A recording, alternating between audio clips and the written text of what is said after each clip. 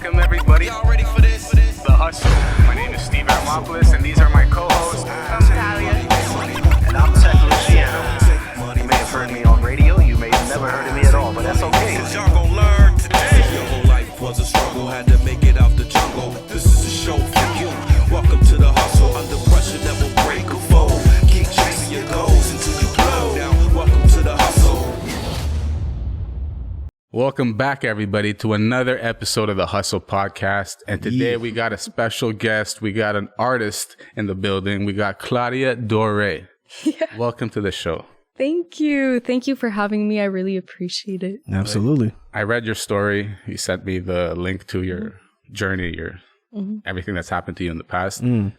Very intriguing. And let's get into it. Like, how about we start off with a little bit about you, your childhood, and how things led up to those events. Okay. Might be long. We got time. Steve's just jumping right in here, by the way. Yeah, we got time. Nice to meet you. Tell me about your trauma. No, we got time. So essentially when I was younger, I had dyslexia. Well, I have dyslexia. And I had a lot of difficulty speaking and writing and reading and stuff like that. And I was sent to an art school. My parents sent me to Buissonnière. And essentially I stayed there for 9 years. And it really developed that artist side of me, but I didn't really know because I was always oriented towards sports. And then in 7th grade, I went to a high school where I was really able to just express myself, and I was in a sports program. So it was just every day just became sports. And I kind of lost that aspect of doing arts. And at the age of 14, I was at a soccer game, and I got super confused, and I didn't know where I was, and I was like, what is going on? And essentially, my coach realized, he was like, she's not moving on the court. She is just standing there and doing nothing. So he asked me to go and sit on the bench. Right. He pulled me out. He was like, we're gonna lose. And he called for a sub. No, he was like, switch her out. And essentially afterwards, the next day, I couldn't move. I was in my bed and I literally physically could not move. I was just stuck there. So 3 days later, I went to see the doctor because I couldn't, it was over the weekend, so I wasn't able to see him. But you were cognizant fully? Not really. I would get plenty of just brain fog. So I would get lost. Where was I? Stuff like that. And it just happened one shot in a day. And so I started walking a bit afterwards, but I would get so tired that I would fall asleep in the staircase. My parents would find me passed out everywhere. Shit. So that lasted really intensely for about a year. And during that year, I became super dependent of my family. I would get 1 or 2 weeks here and there where I would feel better, but I would still be in chronic pain. So I would sleep in class, and so most times I was just not in school. So then afterwards, I was I want to start writing and I want to do things, but mentally I was getting so many brain fogs. I couldn't write. I just couldn't do anything. So I was you know what? I'm just going to start painting again. So I started painting, and at first I would only do abstract because my arm couldn't physically do little details. And afterwards, with time, I kind of developed it, and I realized that when I was painting, I wasn't thinking, and it was just my hand was just doing its own thing, and I was just as if almost I was having an out of body experience, and I was just no longer feeling my pain. I was just looking at myself do something. It's transcendent. Yeah. And from there, I started writing as well, but here and there. So it took me 4 years to write a book. So from the age of 14 till I was 18. And so painting really became something that I would do on a daily basis, when I could, obviously. And afterwards, about a year ago, I decided that I wanted to do it like more seriously. Essentially, after high school, I decided to leave because it was becoming too hard for me to balance my health and school. And then COVID hit, and I was like, you know what? Like, I just really need to focus on my health. So I worked in recruitment, and then I didn't like it because it wasn't me. And then I just became a full-time artist. And now I've been doing that, and I just love it. I can paint for like 10 hours straight, and I don't even see the time pass. And it's just like, now my health is a lot better as well. I can walk here, so. And like I train every day. So like I've really been working on my health, and COVID COVID really helped me just to like shift my mindset as well. Yeah. Because for the first time, people were like living my life. They were isolated. Yeah. So they were also like isolated, but they just weren't living the pain. Right. But the thing was, like, every day for me was literally, can I get out of bed today? And if I can get out of bed, if I go downstairs, will I be able to come back up? Like, that was like an achievement in a day. Or like when I would wake up, I would always have to like remind myself where I was for a little while. And like just little things like that. And I would get like such bad headaches that sometimes I would have to go to school, and then like I would have to wear like sunglasses. And it was just like, it was getting really like almost embarrassing, because I was like, nobody's really aware of my health condition, because I really wanted to keep it secret. But then like I'd be sleeping in class, leaving all the time. So there was also the judgment of like, oh, she's faking. Right. And that was really tough or like calling me like a drama queen. And I was like, if you knew me, like you wouldn't be calling me a drama queen, because like you have no clue what I'm dealing with every single day. Right. And me not going to gym class is not just because, I don't want to do gym. Like, it's actually, I would like to do gym, but I just can't. Right. Because I wouldn't be like walking for 4 days, and it's just not worth it. Was there any diagnosis? No. So it happened like that. It lasted, still now I have chronic pain. So constantly have a headache. Never leaves even when I sleep. So it's just like things like that, or like muscle aches, but it's a lot better now. But they never diagnosed me with anything. Looking back, I really think that mental health is really something that like I was just kind of like putting aside, and like my issues with like just growing up, trauma, stuff like that I was just like kind of just keeping like on the back burner, I guess. Right, you just push it down. We all do. And I think that eventually it just physically overtook me. Reared its head. Yeah. And I think that like my body just completely shut down, and like just nothing was like functioning well. Like I wasn't able to, like, my digestive system, thank you, was just like all over the place. I would throw up all the time. Like I couldn't eat anymore. It was just like, it was really bad.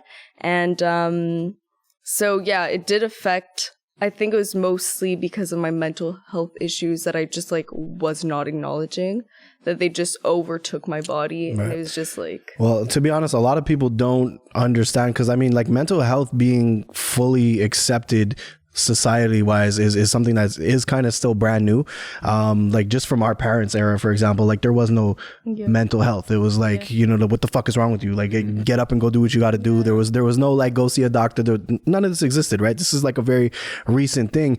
And a lot of studies have shown that like depression specifically can and does rear itself physically. It manifests itself physically in a lot of different ways. I know also, and I don't know if you've looked into it or not, but like fibromyalgia as well is like very close to kind of what you're talking about. And it's you know, it's one of those things that's hard to diagnose because there is no sort of cause, and there's no like tests, there's no like concrete test that you can do to say that's what it is, right? It's kind of like an assumption on the part of the doctor. So yeah, there's, I don't know, like I don't even know how to really deal with that, to be honest with you. It made me think of I remember listening to one of the Joe Rogan podcasts, and they were talking to this guy that had Lyme disease. Oh yeah. That's what it made me think of when I heard your story. I'm like, it sounds like Lyme disease. Like you got bit by a tick, and those things like the same thing. The doctors don't know how to treat it. Yep. And you're just lethargic. Yeah. You're lethargic. You can't do anything. You have brain fog. Yeah. And the guy that got it, he was like a hunter or something. So he's out there in the woods, and it was definitely, he's like, I probably got bit by a tick and I didn't even realize it, and it ruined his life for like 10 years or something. Yeah, but they do have tests for Lyme though. They They do. got it afterwards. Yeah. After the what's it called? They were able to. They had tests and they were able to figure out Lyme disease. But when he caught it, when he contracted it, they didn't know anything about it. So he was like one of the first. The guy was sleeping like all day. Yeah. Sleeping all day. He couldn't even go to the bathroom. He had like a bedpan next to the stuff like that. So yeah, I was dependent on my mom fully. At least for so long. And like one thing that actually like I used to do is when I started getting better, when I was sick, I couldn't take like warm baths because I would almost pass out all the time. I was just like, I couldn't function afterwards.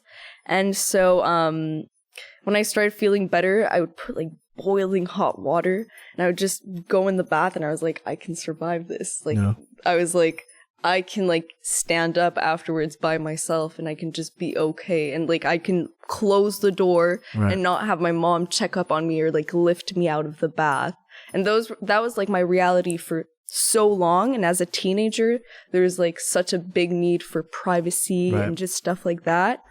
That for me, it was just like when I was able to kind of get that freedom back, it was just so rewarding. But I was like seeking it to like another level. Like I wanted to be independent in every single sphere of my life because like I had felt like such a burden for so long that I was like, you know what, like I need to do everything by myself. And then afterwards I had to find like a certain balance. For sure. A healthy balance. Yeah, but no. And I agree for Lyme disease, there are tests now, but like even so, there are plenty of like little types and stuff like that. Like I had to send some of my results. I got some results from the United States because they couldn't do them here, and they have to like go through private clinics, and not everyone has access to paying those. Yeah, no kidding. So it's also like the lack of accessibility for certain things like that. It's just that's a big conversation we can get into also, because like the healthcare system, I mean, you've been through it, I'm assuming. So like, right, the healthcare system in Quebec, like I don't know about the rest of Canada, but in Quebec, it's terrible. I'm talking about like if you need a surgery, bro, if you need to, honestly, forget about like, let's even take all of this off the table and let's just start at, you need to just see a doctor, and you don't have a family doctor and you need to see a doctor. Do you know how fucking hard it is to see a doctor, bro? I know. Like every time my kid gets sick, and I'm not talking about sick, I'm talking about he has a cold, bro. Call 811. I'm on the phone with 811. I'm on Bonjour Santé refreshing for 3 hours to get an appointment. I mean, so it's like I couldn't even imagine having like an actual medical condition that needs follow-up and like constant follow-up and testing and things of this nature. It's like it makes you realize that the system is broken. And that's another thing that like COVID made us realize as well, is like we think that we live in this first world country with this safety net. And the reality is it takes something like COVID to make us realize that we're not prepared for this at all. So like what are some of the struggles that you face kind of like with the medical system? Honestly, I was really discredited. Yeah. The fact What do you that, mean? well, just the fact that like I wasn't able, like you couldn't see it on a test that I was sick. Yeah. It was almost like, oh, well, are you It's sure? all in your head. Or it was like oh, well, you'll grow out of it after 3 years. Like, I don't think so. Like, I'm going to have to find something. Or like, they would put me on sometimes like really strict diets to like destroy my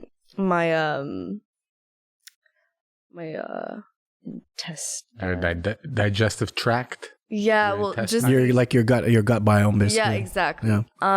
And that was just like they would give me like this drink with nutrients, so there would be like no food that would go through my system, and like that was like 2 weeks and like stuff like that. I mean, there's easier ways to adjust your gut biome, bro. Like probiotics for one, fasting, like like a lot of things just didn't work. So like that was like the last resort. Not really, but still. So it was really like doing kind of random things just to pretend as though they're doing something, but not. Right. And when I did get better, I actually got a concussion, which brought back all my symptoms. Oh, shit. Yeah, so like that summer, it was summer of 2019, I had been feeling like a lot better.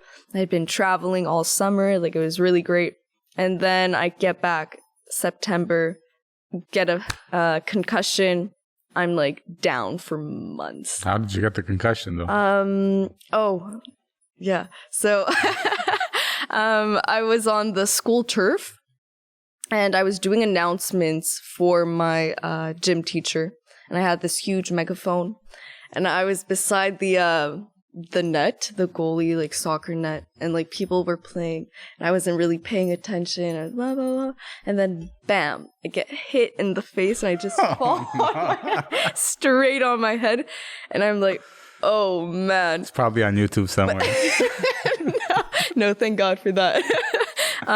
But yeah, then my tooth was loose and I was like, okay. Oh, shit. And then I left, I was angry. Then at some point I was like, I'm not angry, I'm just embarrassed. Like I have to chill. And then my biggest worry was honestly my tooth at that time. No kidding. It would have been mine too, to be honest. But then finally I had a concussion. But they put me through a rehabilitation program and it lasted 9 months. So they were helping me with like eyesight and just like movements because I could no longer follow a conversation because my movement of like my head movement was too slow. So I was just like, I couldn't follow a conversation. I would get lost all the time. So I had to do that. They helped me walk again, stuff like that. So for that, it was really well. I have to admit, like I had a therapist. Yeah. It was just like, I was really well followed. Okay. And also I live like 2 minutes away from the hospital. So for me to just get there and get back was so easy. So honestly, I was very privileged at that time and it was before COVID. So, there was also not like that hassle of like having way too many people in the hospital, like priorities and stuff like that. It's insane. Yeah. So honestly, like for that, it was really good. So overall, my experience with hospital and medical care, I avoided it often. We all do. That's the reality of living in this province. We all do. We all do. I have to literally be on fire to go to the emergency room. Like I'm dead serious. Yeah. It's not happening. I gotta have a limb hanging off my body. We're going. Besides that, I think we're all just programmed to say we can deal with it ourselves. You don't have to go to the hospital, especially if they're talking down to you and they think your whole situation is phony. But we're not though, because the problem with the medical system now is people get a cough and they go to the emergency room. You don't need to be in the emergency room. You have a cut on your arm, you're going to the emergency room. Like, bro, put a fucking Band-Aid on. You don't need to clog up the fucking emergency room because you have a cut on your arm. Like, and you know what it is in this province too. And I thought about this because of the agony of, maybe agony's exaggeration, but the annoyance, we'll say, of trying to find appointments for my kids whenever they get sick, which just when you guys do have kids eventually, every winter, get fucking prepared every fucking week. Season. Every week. So I'm here trying to find appointments, and it hit me. Why aren't pharmacists able to prescribe antibiotics? Because you know how much time this would save millions of people in the province if you could just go to the pharmacy and say, pretty sure he has bronchitis. You know, and all you have to do is put a fucking stethoscope to his lungs, breathe in, breathe out. Yeah, he has bronchitis. Here, penicillin. You're good. Why do we have to go to an emergency room for this? Because there has to be tiers to this whole system, or else nobody's going to make money. You know what I mean? You have to have your pharmacists. You have to have your doctors. You have to have your nurses. If you're just going to totally undercut the doctors and be like, okay, pharmacists can do everything now. No, not everything. I'm not saying like they should be able to treat mortal wounds. I'm saying prescribe penicillin, bro. It's done with the intention of there's money being made in that sector. It's a business, right? It's a business. So they're not looking out for the greater good at the end of the day. Just yes, nurses. they could help you out when you have certain issues and everything. Like, forget about selling drugs. I'm going to start selling penicillin. Yeah, in the long run, the executives, come see me. Ups, the people that don't actually get their hands dirty and they don't operate on the medical on the operating tables and stuff like that, they're there to make money. That's what they're looking at. But like just the fact that nurses, they're the people that were there for me the most. Yeah. Like, and like they have so much knowledge. They would tell me exactly. They were like, oh, yeah, we're probably going to have to give you that medication, but we have to wait for the doctor. Right. It would take like 4 hours. Yeah, you're and sitting in a it was room. that medication. So it's like at that point, they have the knowledge. Yeah, I agree. We just slow down everything just for titles. And it's just so unfortunate. And just like, I don't know, I feel like we put a lot of pressure on them, nurses, and Kick them just to the like, curb. No, Yeah, exactly. they're the front line. Yeah. They're After the COVID, front line. everybody- During COVID, at the beginning, they're our saviors. Yeah. Midway, when they do not want to get this vaccine, they kick them to the curb. They get fired. And now we're in a position that throughout Canada, there's a lack of staff. There's a lack of nurses. There's a lack of this. There's a lack of everything. Yeah. But there's really not, because we have like thousands of immigrants from countries who are doctors in their country. And like, if we're talking about India specifically, like their schooling system, their medical school system is vastly superior to ours, right? And they come here and they got to be a taxi driver. Like, let him be a doctor. He's a better doctor than fucking Jean Richard, who went to fucking UCAM, bro. Like, I promise you, the Indian guy's a better doctor. Like, I'm sorry, let the guy practice medicine. Like, It's a sad we story. don't have a labor shortage, bro. We have a mentality problem. Yeah. Definitely. No, I agree. I'm getting amped, Steve. What were you doing? Like, what have you been doing to get rid of the symptoms and make yourself better? I know you have art as an outlet. We're definitely going to touch more on the art thing, but what are you doing to just make yourself an overall healthier person? So at first, I started feeling better when COVID hit. And the reason why was, like I had mentioned a bit earlier, my perspective shifted because I used to think like, okay, everyone is in 2020 and I'm in 2017, Right. like mourning my previous body. And I'm just like, I just want to like be able to do everything they're doing. So instead of having the mindset of, oh, today, what can I do for it to be a bit easier tomorrow? I would see it as, okay, what am I going to do to be able to be at their level? And by doing that, I was just constantly discouraged because you can't go from -10 to like 10,000 in a day. Like, it's just not possible. So I started meditation. Like, meditating became my, like, a really big part of my day. So I meditate every single day between 2 to 6 hours. Wow. Yeah. And I did that for 4 months straight. And that actually really helped me because I was just like in the present, feeling what I had to feel and just like not thinking and just really just viewing my world and just looking at just things that were popping up instead of thinking about them. And just, it was just, I was being told what I should think about almost. It was very like spiritual and very like, to me, it was really it was something that I needed and a good reminder to just like be in the present and just feel my pain instead of just ignoring it. So that really helped me. And it also, COVID as a whole just helped me because I was no longer seeing it as I need to be somewhere else. It was just, I'm here. Everyone is in the same place. It kind of like took a bit of pressure off you mentally in that sense, right? And just completely changed my perspective because it just became that day I was like, okay, I can sleep and it's okay. Right. And I wasn't like mad that I was sleeping and I wasn't mad that like I couldn't walk that day because I was like, you know what? My mom is here. She can help me. Yeah. My sister is here. She can help me. And it was more like accepting it. And I think that was something that I just wasn't able to deal with. I wasn't able to accept the fact that I was sick and I wasn't able to accept the fact that like I was dependent. I think that that's really hard because you feel like such a burden and you feel as though you're not really bringing anything good to the world. You're just making other people have extra tasks. Right. And so I think that really helped me just to like feel less not feel as angry towards myself. And anger like is poison. And so I feel like with time that also helped, and just taking it step by step. Every day I would try to do like something a bit bigger, or like take a shower. Like I was sitting down with the shower, but I was still taking a shower with the door closed. Yeah. So like things like that seemed like nothing to me were achievements, and I was starting to actually validate those achievements and not be like, okay, but anyone can do that. Right. I was like, okay, I did that. You're building momentum at this point. Yeah. And with time, it just got better and better.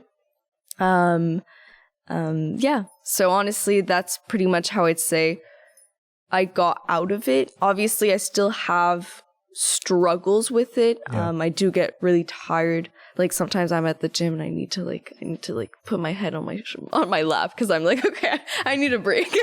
For sure. Or like I'll go to bed really early some days. I mean, listen, I do that too. Yeah. For different reasons, but I do that too. I'm guilty. Yeah. No. I think it's what you needed, though. I think it's like the universe listened to you, and it's like the whole world's going on a pause for 2 years. Yeah. You're going to be able to recharge your battery. You're not going to feel bad about doing it. And I think it's gotten you to the point that you're like, you're taking the necessary steps to be a better person. And one day at a time. That's what they say, right? Instead of like jumping from 0 to 10,000, it's always that 1% a day. Yeah. That's all you need. As long as you stay focused. I think there's wisdom also in what she said about like kind of comparing yourself to normal people or to other people, right? Because it's like, it's so easy. And this doesn't even just apply to you and your situation. It applies to like anybody in any situation. It's like, say for example, me as a musician at one point in time, like being so not scared, but being so critical of myself to the point where I'm not releasing music because I'm just like, instead of just being confident in what I just did, I'm like playing my shit and then playing Drake shit and being like, but it's not on the same level. So now I can't release. And it's like they say that like comparison is the thief of joy. And that shit is so true. And it's like, if you just kind of stay in your own lane, in a sense, stay in your own box and just focus on what you're doing and focus on your wins and validating those small accomplishments that you're making day in and day out, you are going to make progress. And it's like, if you make progress 1% every day, you add that up by 365, bro, you're at 100%. But you just got to do those small little increments. But again, it's with the comparison thing, it's so easy to get lost in like what everybody else is doing as opposed to where you're at, you know what I mean? So I think maybe COVID was a blessing in disguise for you just because it allowed you to come to that realization. Listen to me, I'm full of wisdom today, Steve. Definitely. No, but honestly it was. And now it really helped me to also shift my perspectives. Like I do not compare myself to people. Yeah. Like my art, one of the reasons why I used to be kind of like insecure about my art. And then at some point I realized that it is so different and so unique in a way that I was like, obviously not everyone's gonna like it, but that is the point of art. Exactly. The point of art is to create. I want people to look at it and feel as though they're being looked at by themselves, like they're being stared at. Because when people are alone, they don't mind being as goofy. Like they don't mind being goofy and doing things because they know that nobody's watching. Right. But a lot of people, when there are other people watching, well, then they kind of become more discreet. Oh, most people. Yeah. They just think about what they're doing and stuff like that. So I paint a lot of eyes in my paintings. That's dope. Because I want people to feel like they're being stared at and like put it as a gateway to introspection. Yeah. And like really, that's why like my paintings is the more you look at them, the more you see things. So with patience comes new opportunities. That's kind of like bars. Yeah, but that's true. And it's just like, that's how I see it. So I want people to be able to really also, because of like their upbringings, they're going to see different elements before other people. Yeah. And I find it so nice that like there is that unique touch and every person will look at my painting and nobody will see the same thing.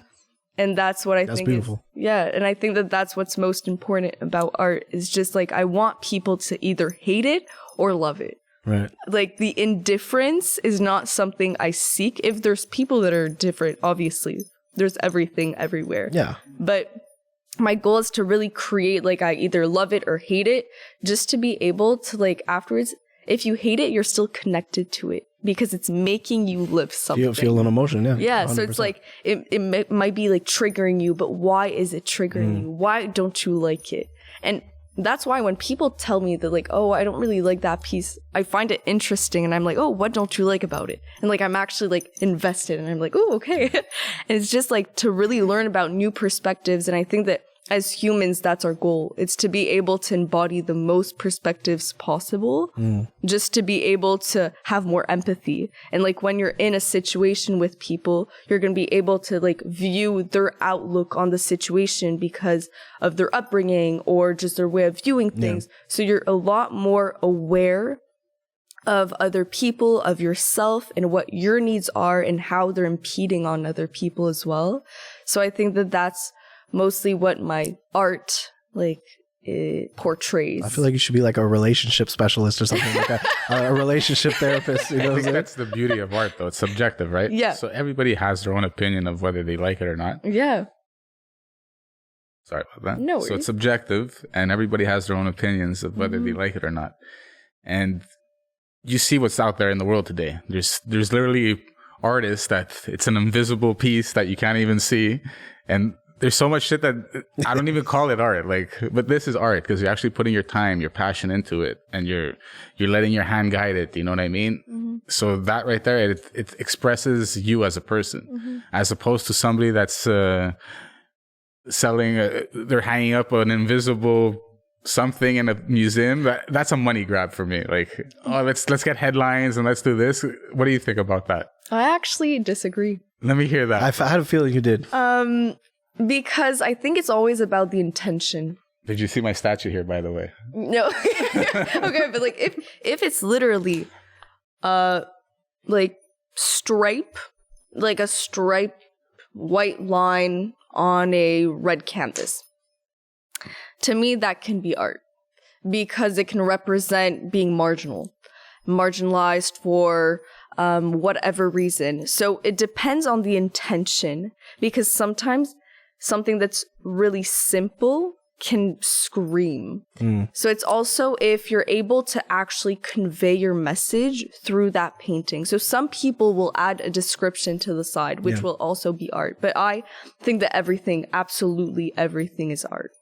Because I think that each sense can be turned into art. Like people that create food. No, 100%. Like they combine tastes and then they're going to create a meal. Or people that hear music, stuff like that. Or just our cities is completely art. The way the streets are done. Or the model of a car. Or just the way we place a bouquet. Or just anything is art. Why do we decide to put lines in sidewalks? So just everything is art to me, literally. It's just whether or not the intention is there. So for me, it's really it's just what is the process? Because if somebody just paints a line, I consider that art. Because when I paint, I don't think. Okay, you mentioned a lot of things that do have intentions, and there's a physical object. Yeah. Right? Where are you going? What about invisible invisible art? I've never seen that, to be I've never honest. seen it. I've seen it. You remember the movie Pootie Tang? Yeah. Have you ever seen that movie? Yeah. Where the guy's playing silence on the radio and everybody's fucking freaking out. That is fucking hilarious, bro.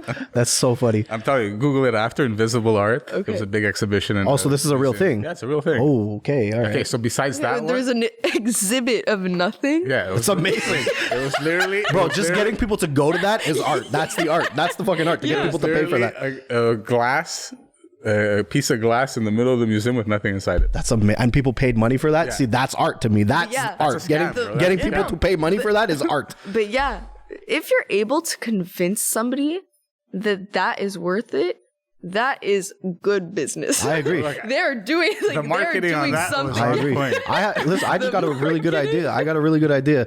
We're gonna get a bunch of mirrors, bro. It's probably been done. We're gonna just get. You know what? Fuck it. We're gonna get one mirror, just a mirror, one mirror. We're gonna hang it up. That's the exhibit, bro. People just come and look at themselves in the mirror. That's the I art. think that's been done before. That's But definitely honestly, been done before. doing that though, That's kind of profound. I think that that's actually art. I think that's I think been so done too. very before. deep. Yeah, but we're gonna do it hustle style. Yeah. And the other thing that I don't know, okay, it's been painted. It does look like it's been painted nice. But have you seen that painting of a Campbell soup can? That's pretty fucking famous. Yes. I don't get that. Why is that super famous? It's a picture of chicken soup, man. I mean, chicken soup's delicious, and it's a cultural staple of North America. Could be that. I thought it was an easy cop out. You know what I mean? So and it's. I mean, it is kind of an easy cop out, but it's what's that word that I'm looking for? Chicken soup for the soul, bro. That's what they say. It's like a cultural, iconic piece of Americana. It's Campbell soup. You know what I'm saying? That I'll give you. I'll give you that. It's very well known throughout the America. No. I feel like you ate a lot of Campbell soup and pancakes growing up. I'm bugging? No? Okay. I was here and there. Spanakopita, bro. I'm sorry. Something like that. My bad. I think art, though, is really like, I think art is just creativity, and creativity can be put in anything. It can be put through, like, you're a lawyer, you can be creative. Hell yeah. Like, you are in medicine, you can be creative. You can find new technologies and be able to, like, now there was a woman that got a transplant, nervous transplant that was quadriplegic? Yeah, thank you. Gotcha. And she got a transplant in her left hand to be able to, like, write again. Yeah. And, like, stuff like that, and it's working. So it's just insane being put, like, you get a nerve transplant. Yeah.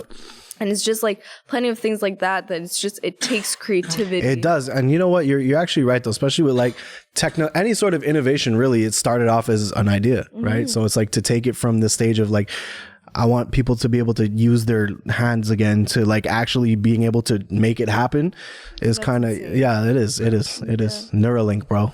Neuralink, yeah, we're getting there. I'm down, by the way. I don't know how you guys feel about it. Have you heard about Neuralink? So this is one of Elon Musk's projects where basically, and he's already in the testing phase with certain people in the States, he's implanting a chip in the brain, and it's like, it's able to, because I mean, like, basically the human body is just a giant circuit board, right? So he's figured out ways to, like, kind of, what the fuck is the word I'm looking for? Like recircuit. Recircuit's not a word, but it's whatever. We'll say recircuit for now. The word will come to me when I watch the episode, unfortunately. Since it's like a robot thing, right? But redirect, essentially. Redirect the currents in the brain to, say, for example, somebody who's lost use of their legs, right? He's found ways to rewire the brain so that they can use their legs again. It's also extending to people with mental illness. Like he's resetting people's brains for people who are, like, severely depressed, right? No other treatment has worked. Like, he's finding a way to fire certain neurons within the brain with this chip that are curing people of, like, mental illnesses and stuff. It's incredible what's coming. It's organized neuroplasticity. Yeah. I would treat it like buying a car. You know what I mean? You let the market you let the market buy it first. Fucking bro work science. out all the kinks, and then after, when it's super safe, then you think about it. Hashtag Definitely would not be the first bro one. Science. I would never get that, though. I would. It's gonna be mandatory in the future. I would. 100%. Listen, we are merging with machines. The evolution of the human species is machines. It's already here. I mean, look what AI is doing. Did you see the South Park episode about we'll get to that, but did you see the South Park episode about ChatGPT that just came out? Yeah. Bro, like, it's already here. The AI is already here. We're merging with machines. It's happening. So listen, if you guys want to give me robot biceps, I'm fucking in. Like right now, what's going on? You're an artist. You see what's going on with art, digital AI art, right? How do you think that's going to affect you and what you do? What's your opinion of it? Yeah, well, I have 2 questions, so I'll start with the first. For me, it doesn't really faze me at all. I think that I want people that buy my art to recognize the thought process and how it's like it comes from your soul and then it's put onto canvas. So if people want to buy my art and don't recognize that's the type of art I do, they're not the buyers I want. Because we're often told, like, oh, adjust to your buyers, like, what's the easiest audience to access? But that's not how I want to work. I want, even if it takes 1,000 times longer, I want to find my audience. Right. You want people to seek out your art. I don't want to change, and I want my soul to be put onto a canvas. Yeah. So I don't really see myself going against robots or going against, like, AI, because I don't think that our minds work the same. So I do not believe that we would have the same. Maybe we would have the final product that would be the same, but the intention is not. So for me, I don't care, and I don't see them as competition. Let's say you have somebody in the city. Also, they know you as an artist. They know what you do. And they're like, oh, you know what? She's getting quite a buzz right now. There's people buying her paintings. Let me go on this AI site and show your photos as references and not duplicate it, but make me paintings in this style, because that's what AI does. It'll create an algorithm around all of your paintings and produce something. So basically, they can cut you out of the whole they can cut you out of the loop. They can take your style and completely mimic it. And that leaves out the human aspect of it. And let's say there's a big business around it and there's people, let's say, booking, oh, come to my exhibit. And they're like, oh, we don't need you for an exhibit anymore. We got the robot that's going to generate it all in the back. What do you think of that, though? What if that... What do you think of that, though? it might happen. It might happen. Yeah. You know what I mean? But even if it does, that's the thing. I want people to get to know me also as an artist. I want people to like my art and like me. So I want my buyers to also understand the person I am. So even if a robot can do it, I want people to be like, oh yeah, but I want it to be authentic to that person. And that's, I their think, way of processing it. Yeah. And their like outlook on the painting as well. And yeah. I think that that's going to be, luckily for people like you, for artists, for musicians too. I think that is going to be the resistance to all this AI, because at the end of the day, yes, theoretically speaking, the AI can do whatever humans can do, probably better on a technical level, right? But the fundamental difference is it doesn't have the soul. It doesn't have the human soul. It doesn't have the human experience. It doesn't have the pain. And to me, the best art, and maybe I'm a pessimist. I mean, it is what it is. But to me, the greatest art comes from pain. And AI does not know what pain is. That's the one part of existence that AI can never understand, is the human the pain that we go through, the trauma, to me, the greatest art is created from that. And I just, like I said, the AI art, technically, if you're looking at like from a technical, like the lines and the shading and the way, it's probably going to be better because a robot did it. But there's something about a human generated piece of art, whether it's music, whether it's painting, whether it's food, whatever it is, there's just that human element of pain that goes into this shit that makes it what it is, right? And so the fact that you can connect with the people. You can connect with the people. You're a real human being. You're out there. You can actually, I want to see that artist. I can go shake their hand. I can have a conversation with them. But that's the good thing about art. Like everybody's art is unique to them, and that's what makes it special at the end of the day. So if a robot did it, there's no story. Is it special? Exactly. It's until we get to the point that there's painful robots, human-like cyborgs walking around. And right now, let's say it looks exactly might be like a robot. 20 years from now, you never know. I say we're about 5-10 years away from that. 5-10 years away. Let's say that happens, and they just say, you know what, we're gonna drop. We got this little chip over here programmed. Give it all the emotions and thoughts that this person had, and next thing you know, you have a fake person walking but it's still based on an algorithm. It's not real pain. It's not real experience. And then after, you're gonna have the AI or the cyborg. It's gonna start developing feelings, and it's gonna go crazy. I don't think it could ever develop true feelings. That's when it starts killing humans, bro. Terminator 2. Let's go. Yeah, we can't, and that's a battle we can't win, by the way, because they don't need to breathe, they don't need to eat, they don't need to drink. We can't win. No, I think that if humans do that, they don't realize that we are just creating competition that is superior to us. It's already done. Yeah, but we believe that we currently are on the highest level of the food chain. And we're just super invincible, blah, blah, blah. We're creating plenty of things. But at the end of the day, we're going to lack resources to keep creating these people, these robots, and just us living, food, just stuff like that. That's it, exactly. We want to remain invincible. So if we want to remain invincible, we are going to go towards robots.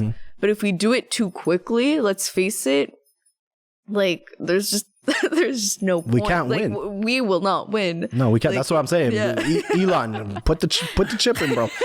Put the chip in, bro. I think it's crazy that we look back at all these movies from early 90s. It's prophetic. And it's prophesizing what's happening right now. 100%. Holy shit, bro. The flying car, this, that, all these things that are in the works.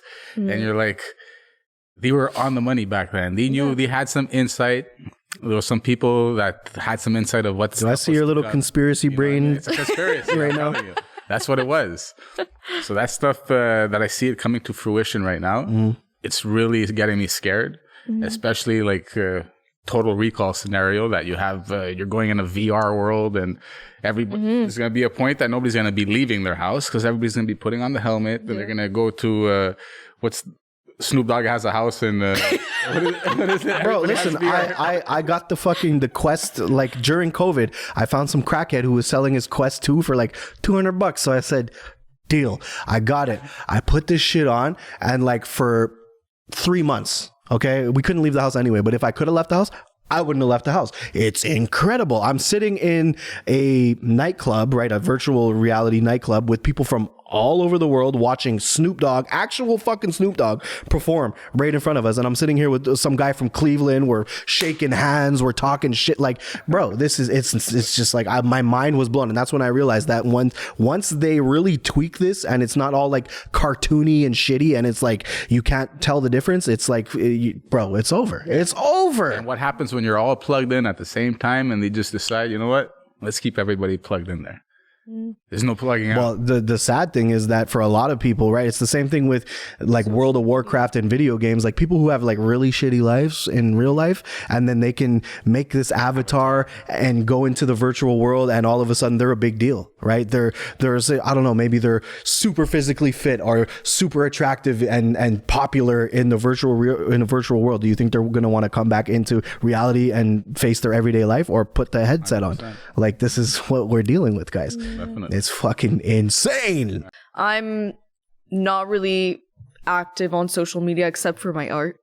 I've never I didn't even know YouTube was a social media and had an app until like literally a year ago. Damn. And my friend told me that like you can post like short videos like TikTok now. And like I didn't even know. Like I am so unaware of social media because like for me, like an evening out is like me yesterday going to the park, finding a sleigh and just going down the hill. Like I'm still like, I like living physically and connecting with like nature around me and I feel like I don't connect with people my age as much anymore because of that. Not with this mind state, no, because for sure. Like for me, going out and getting drunk is just, it's not appealing to me because I don't see it as like actually connecting with people. Right.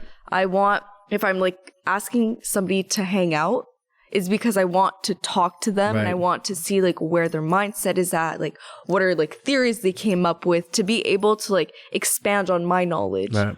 But for me, hanging out with people and just being like, you know, not gonna talk, being on our phones, like I don't want that. I'd much rather be alone, painting, writing, going outside for walks, going to the gym. And I feel like I get that disconnect with my generation because like I'm the only person I know that doesn't go on YouTube. 100%. Like, like only person. And that's just because I grew up with my parents that we would go to the cottage every weekend and like we didn't have Wi-Fi.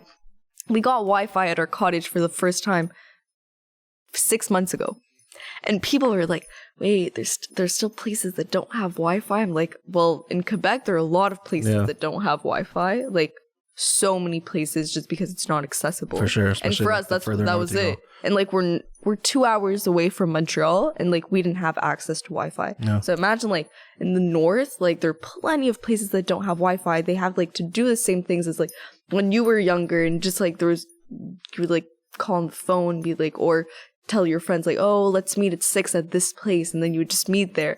And I feel like that's what is authentic and real. And that's something that eventually we're going to such an extreme that we will have to turn back. And the parents that are now just giving a phone to their kids because they don't want them to cry, that's exactly, you're telling your kid, be addicted to social media. Like, be addicted to your phone.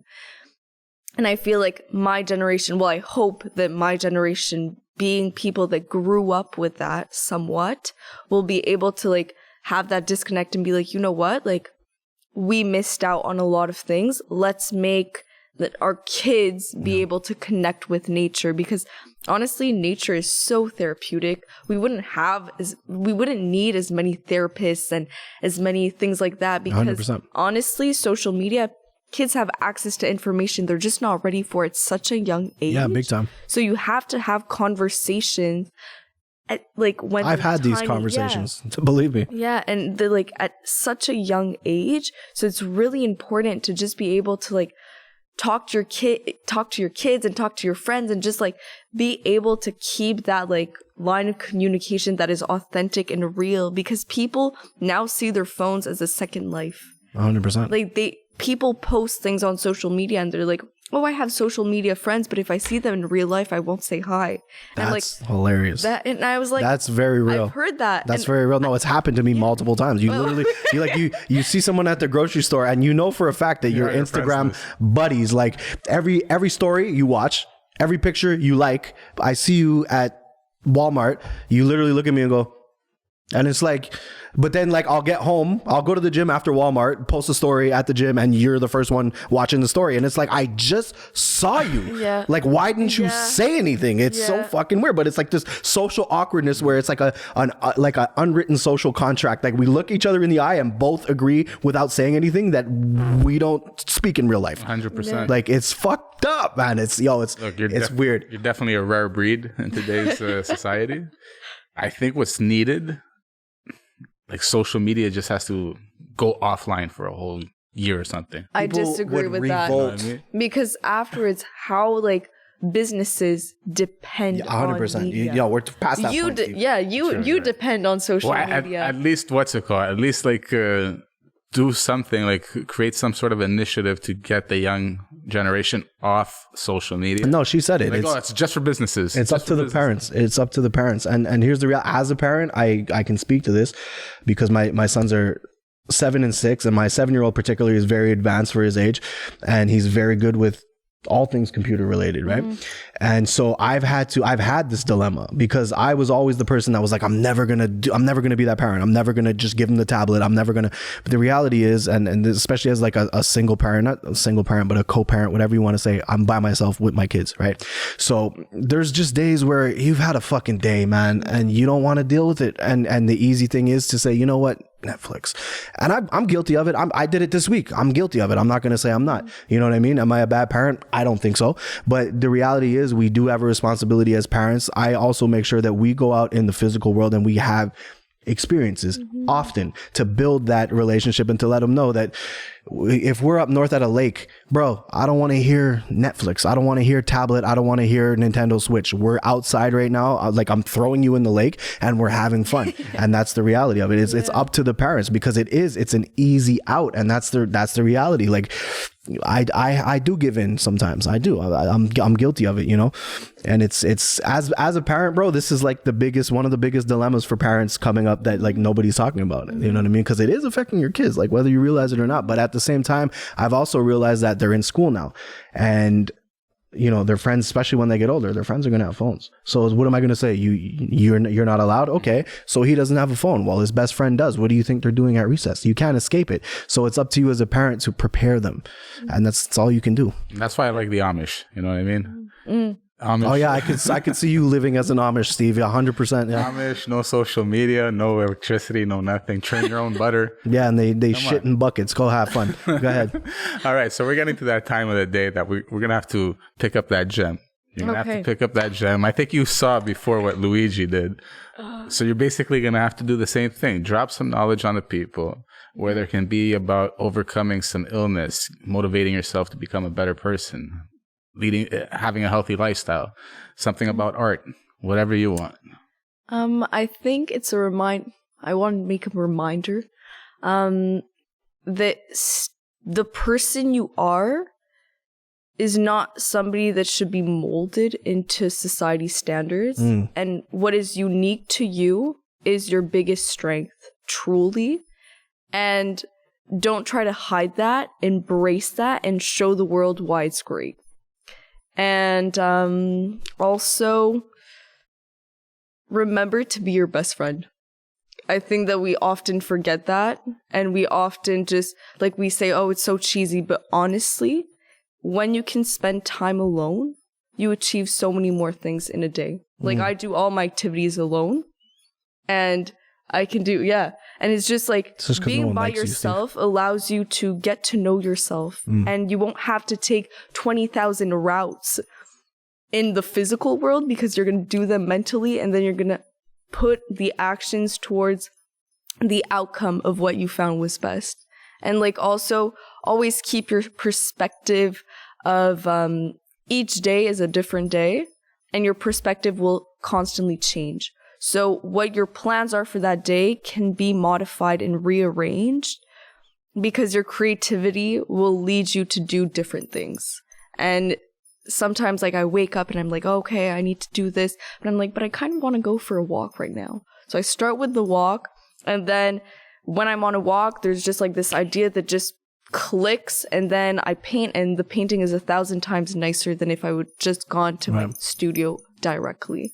So it's always like listen to yourself and remind yourself that like who you are is constantly good enough. And if people don't recognize that, that's their loss. The most insightful 20-year-old on planet Earth, ladies and gentlemen. Give it up for her.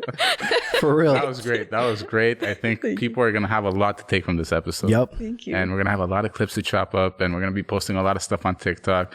I think before we go, Tek wanted to say something about being canceled on TikTok. Yeah, I don't know if it's appropriate now because we went like so insightful and deep, and like now I'm just going to start yelling, but like...